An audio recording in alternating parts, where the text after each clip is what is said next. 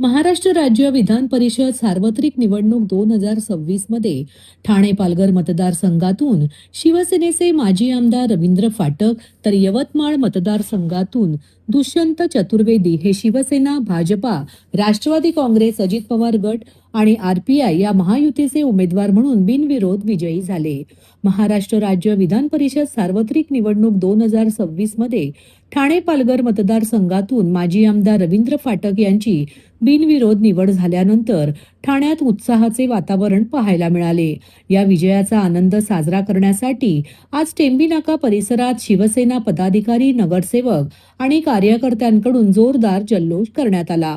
या विजयानंतर आज ठाण्यातील टेंबी नाका येथील आनंद आश्रम येथे उपस्थित राहून वंदनीय हिंदू हृदय सम्राट शिवसेना प्रमुख बाळासाहेब ठाकरे आणि वंदनीय गुरुवर्य धर्मवीर आनंद दिघे साहेब यांच्या प्रतिमेला पुष्पहार अर्पण करून त्यांना विनम्र अभिवादन केले. तसेच यावेळी त्यांच्या प्रतिमेला गुलाल लावला. यानंतर या दोन्ही विजयी उमेदवारांना पुष्पगुच्छ देऊन त्यांचे अभिनंदन केले. तसेच सर्व शिवसैनिकांच्या साथीने विजयी जल्लोष साजरा करण्यात आला. यावेळी महाराष्ट्राचे उपमुख्यमंत्री व शिवसेनेचे मुख्य नेते एकनाथ शिंदे, परिवहन मंत्री प्रताप सरनाईक, जलसंधारण मंत्री संजय राठोड, ठाणे महानगरपालिकेच्या महापौर शर्मिला पिंपळकर, ठाणे विधानसभा शहर प्रमुख हेमंत पवार, शिवसेना सचिव राम रेपाळे, शिवसेना ठाणे महानगरपालिका सभागृह नेते हनुमंत जगदाळे, गटनेते पवन कदम, कल्याण जिल्हा प्रमुख गोपाळ लांडगे तसेच महायुतीचे सर्व नगरसेवक, नगरसेविका, शिवसैनिक, पदाधिकारी आणि कार्यकर्ते मोठ्या संख्येने उपस्थित होते. यावेळी नवनिर्वाचित आमदार रवींद्र फाटक यांना विजयाबद्दल शुभेच्छा देण्यासाठी पदाधिकारी, शिवसैनिक, कार्यकर्ते, बंधू भगिनी यांनी एकच गर्दी केली होती. सर्व नागरिकांना आवाहन करण्यात येत आहे की सध्या डासांमार्फत पसरणाऱ्या डेंग्यू या आजाराचा प्रसार रोखण्यासाठी प्रत्येकाने पुढील प्रमाणे कार्यवाही करावी. डेंग्यू आजार एडिस इजिप्ती हा डास चावल्याने होतो. या डासांची पैदास साचलेल्या किंवा साचवलेल्या स्वच्छ पाण्यामध्ये होते. 8 दिवसांपेक्षा जास्त दिवस पाणी उघडे व साचून राहिल्यास त्यात डास अंडी घालतात. अंड्यांच्या अळ्या तयार होऊन पुढे डास तयार होतात. यासाठी आपल्या घरातील पाणी साठे उदाहरणार्थ बॅरल्स, पिंपे, टाक्या, हौद, रांजणे इत्यादी दर आठवड्याला रिकामे करून घासून पुसून कोरडे करून पुन्हा भरावे. 1 दिवस कोरडा दिवस म्हणून पाळावा. पाणी साठ्यांना घट्ट झाकणे बसवावीत किंवा जुनी साडी, चादर, धोतर यांनी बांधून झाकून ठेवावीत, म्हणजे डास त्यात जाऊन अंडी घालणार नाहीत. घराच्या गच्चीवर, आजूबाजूला, अंगणात कोठेही पाणी साचू देऊ नये. भंगार सामान उघड्यावर टाकू नये. उदाहरणार्थ टायर्स, प्लास्टिक सामान, कुंड्या, टाकाऊ वस्तू इत्यादी. अशा सामानात पावसाचे पाणी साठून त्यात डेंग्यूच्या डासांची पैदास होते. घरातील कूलर्स, फ्रीजच्या पाठीमागील ट्रे हे देखील वेळोवेळी कोरडे करावेत. लक्षात ठेवा, नुसत्या फवारणीने डास घनता कमी होत नाही, तर त्यासाठी डास पैदास ठिकाणे नष्ट करणे ही आपल्या सर्वांची जबाबदारी आहे. कोणताही ताप अंगावर न काढता जवळच्या शासकीय रुग्णालयात मोफत औषधोपचार घ्या. अशा प्रकारे नागरिकांनी सहकार्य केल्यास डेंग्यूचा प्रसार रोखणे सहज शक्य आहे.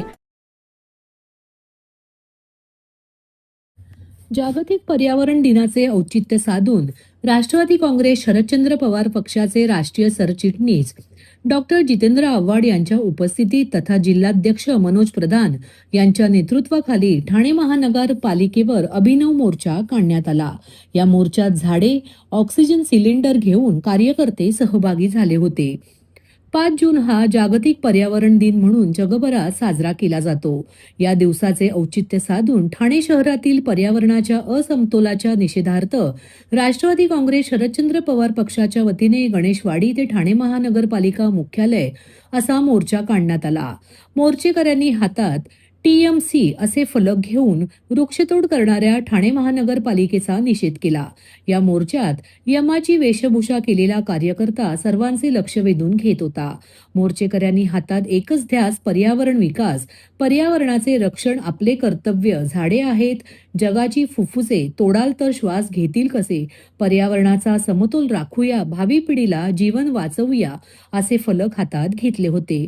तसेच झाडे तोडून करणार विकास, ठाणे महानगरपालिका करते शहराला भकास, झाडांची कत्तल करून संपतोय ऑक्सिजन, ठाणे महापालिका तयार करतेय पॉयझन, इमारती मेट्रो हायवेसाठी झाडांची कत्तल, पैशासाठी सत्ताधाऱ्यांनी लढविली शक्कल, पैशासाठी कापली जात आहेत राजरोज झाडे, एक दिवस ओस पडतील सत्ताधाऱ्यांची वाडे, अशा घोषणा देखील दिल्या. दरम्यान यावेळी डॉक्टर जितेंद्र आव्हाड यांनी सरकार जरी झाडे लावण्याचे आवाहन करीत असेल तरी आपण सांगतो की आहेत ती झाडे आधी वाचवा. देशाचा सत्यानाश केला आहे.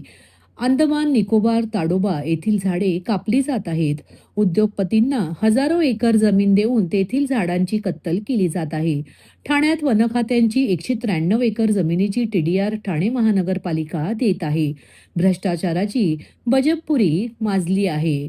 ठाणेकरांना आपण आवाहन करतो की वेळीच जागे व्हा, अन्यथा आपल्या मुलाबाळांना श्वास घेता येणार नाही असे त्यांनी सांगितले. तर जिल्हाध्यक्ष मनोज प्रधान म्हणाले, ठाणे शहरात गेल्या 6 महिन्यात अधिकृत आणि बेकायदा पद्धतीने अंदाजे 10,000हून अधिक झाडांवर कुऱ्हाड चालवण्यात आली आहे. या आंदोलनात राष्ट्रवादी काँग्रेस शरदचंद्र पवार पक्षाचे नगरसेवक सुधीर भगत, युवक कार्याध्यक्ष राजेश कदम, महिला कार्याध्यक्षा फुलबानो पटेल, मिलिंद बनकर, केतन जेते तसेच पदाधिकारी आणि कार्यकर्ते मोठ्या संख्येने उपस्थित होते. आज मुद्दामून आम्ही ऑक्सिजन सिलेंडर आणि मास्क घेऊन आज ही रॅली काढलेली आहे.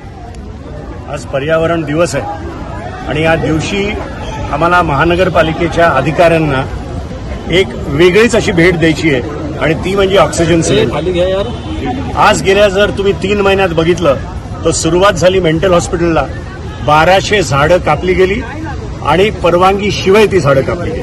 त्यात काही हेरिटेज झाडं होती, काही 100 वर्षाची झाडं होती. त्याच्यानंतर उन्नत रस्ता आला साकेत ते आनंदनगर, त्याच्यात 1800 झाडं तोडण्याची परवानगी या TMCने दिली. त्याच्यानंतर आता इंटरनल रिंग रेल्वे आला, त्यात 3200 झाडं तोडायची परवानगी दिली. आता आपण ठाण्यामध्ये हरित ठाणं, झाडांचं ठाणं असं समजत होतो, पण मॉडेला तुटली, तिकडे झाडं तोडण्यात आली. अदानी ACC सिमेंट घेतलं, तिकडे झाडं तोडण्यात आली. ग्लॅक्सोमध्ये ओबरॉय आलं, हजारो झाडं तुटली. रेमंड दिवसा ढवळ्या 100 झाडं तोडते. त्याच्यानी फरक काय पडलाय की गेल्या 2 महिन्यात AQI इंडेक्स 18 दिवस या ठाणे शहरात 200 पेक्षा वरती होतं. म्हणजे कालांतराने ठाण्याचं दिल्ली होतंय की काय असा झालेलं आहे दिल्ली. अशा प्रकारचं वातावरण या ठाण्यात आहे. 37-38 डिग्री क्लायमेट झालेलं आहे आणि हे कशामुळे झालंय तर या बिनडोक TMCच्या अधिकाऱ्यांमुळे झालेलं आहे, जे दिवसा ढवळ्या परवानगी देत आहेत झाडं कापायला, किंबहुना स्वतः झाडं कापतायत. त्याचा निषेध करायला, त्यांना आठवण करायला की आज ऑक्सिजन कुठेतरी कमी होत आहे या शहरात, म्हणून त्यांना आम्ही ऑक्सिजनचे सिलेंडर भेट द्यायला या ठिकाणी आलो. साहेब, मुख्यमंत्री देवेंद्र फडणवीसांनी सांगितलं की 500 झाडे प्रत्येक नगरसेवकांनी आपल्या प्रभागांमध्ये राबवावी. जी आहेत ती तर वाचवा, लावतील लांब राहिलं. अहो, या देशाचा सत्यानाश करतायत. अंदमान निकोबारमध्ये झाडं कापतायत. अंदमान निकोबारमध्ये ताडोबाचं अभयारण्य आहे, त्या अभयारण्यातल्या कित्येक झाडं कापण्यात आली आहेत. इथल्या उद्योगपतींना मोठे मोठे उद्योग देण्यासाठी म्हणून लॉयड्स असतील, हे असतील, ते असतील, हजारो एकर जमीन दिली आणि सगळी झाडं उडवतात. 194 एकर फॉरेस्ट हे 194 एकर फॉरेस्ट त्याचा TDR दिला. अहो, जमीन वन खात्याच्या ताब्यात आहे. महानगरपालिकेने द्यायची का, घ्यायची कशाला ताब्यात आणि द्यायची कशाला ताब्यात? जी जमीन तुमच्या ताब्यातच नाही, जी वन खात्याच्या ताब्यात आहे, तुम्ही कशाला मध्ये पडताय? सगळ्या भ्रष्टाचाराने बजबजपुरी झालेली आहे आणि मी ठाणेकरांना आव्हान करतो, वेळेत जागे व्हा, नाही तर तुमच्या मुलाबाळांना श्वास देखील घेता येणार नाही.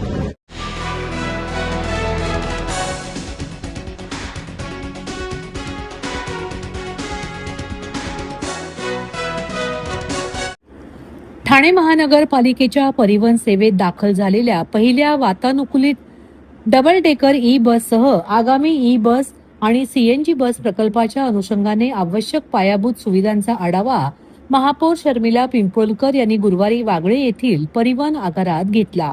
वागळे आगारातील उपलब्ध जागेची पाहणी करून चार्जिंग स्टेशन उभारणीसाठी आवश्यक उपाययोजना तातडीने पूर्ण करणे तसेच चार्जिंग स्टेशन पूर्णत्वास येईपर्यंत पर्यायी चार्जिंग व्यवस्था उपलब्ध करून बस लवकरात लवकर प्रवासी सेवेत दाखल करण्यासाठी सर्व पर्यायांचा विचार करण्याबाबतही महापौरांनी अधिकाऱ्यांसोबत चर्चा केली. यावेळी सभागृह नेते हनुमंत जगदाळे, शिवसेना गटनेते पवन कदम, नगरसेवक अनिल भोर, अतिरिक्त आयुक्त 2 प्रशांत रोडे, परिवहन विभागाचे अधिकारी व कर्मचारी उपस्थित होते. महाराष्ट्र दिनी मुख्यमंत्री एकनाथ शिंदे यांच्या हस्ते ठाणे परिवहन सेवेतील पहिल्या वातानुकूलित डबल डेकर ई बसचे लोकार्पण करण्यात आले होते. या बसची प्रात्यक्षिक चाचणीही घेण्यात आली होती. मात्र नियमित सेवेसाठी आवश्यक असलेल्या स्वतंत्र चार्जिंग स्टेशनच्या अभावामुळे ही बस सध्या घोडबंदर रोडवरील आनंदनगर आगारात ठेवण्यात आली आहे. त्यामुळे या बसच्या परिचालनासाठी आवश्यक सुविधा उपलब्ध करून देण्याच्या दृष्टीने महापौरांनी प्रत्यक्ष पाहणी केली. बैठकीदरम्यान ई बस, डबल डेकर ई बस तसेच आगामी सीएनजी बस सेवांसाठी आवश्यक चार्जिंग स्टेशन, इंधन सुविधा आणि इतर तांत्रिक बाबींचा सविस्तर आढावा घेण्यात आला.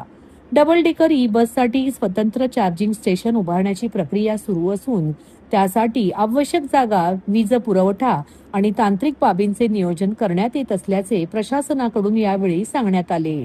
डबल डेकर बस आणि नव्याने दाखल होणाऱ्या ई बस व सीएनजी बससाठी आवश्यक सुविधा उभारण्याचे काम प्राधान्याने सुरू आहे. काही तांत्रिक बाबी प्रशासनाच्या निदर्शनास आल्या असून त्याबाबत संबंधित विभाग, महावितरण आणि ठेकेदार संस्थांशी समन्वय साधला जात आहे.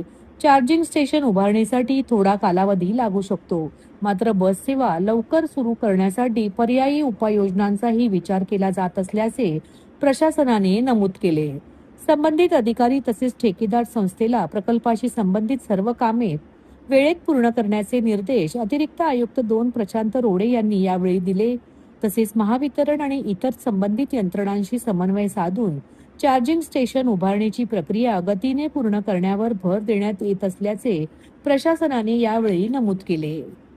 खरं तर 1 मे रोजी जी डबल डेकर बसचं उद्घाटन उपमुख्यमंत्री एकनाथजी शिंदे साहेब यांच्या हस्ते जे झालं होतं ते खरं तर ट्रायल बेसवरच झालं होतं. ज्या 10 बसेस 100 सीएनजीच्या आणि 10 आपल्या चार्जिंगच्या ज्या बसेस आहेत त्या उपलब्ध होणार आहेत. पण त्याच्यासाठी ज्या लागणाऱ्या चार्जिंग स्टेशन्स आहेत किंवा सीएनजी साठी जे उपाययोजना करण्यात येणार आहेत त्या इथेच वागळ्या स्टेशनलाच करण्यात येणार आहेत. पण त्याच्यासाठीच ही आढावा बैठक आज प्रशासनाबरोबर आणि पूर्ण परिवहनचे जे काही कर्मचारी अधिकारी आहेत त्यांच्याबरोबर आज आम्ही ही आढावा बैठक वागळे आगार येथे घेतली आहे. आणि मला असं वाटतं MSCB आणि काही अजून तांत्रिक बाबी ज्या आहेत त्या आम्हाला निदर्शनास आल्यात आणि त्याच्यावरच चर्चा करण्यासाठी ही आज आढावा बैठक आम्ही घेतलेली आहे. मला वाटतं 1-1.5 महिना तरी अजून या सर्व गोष्टींना लागेल आणि तशी आदेश आम्ही प्रशासनाला आणि परिवहनला दिले आहेत.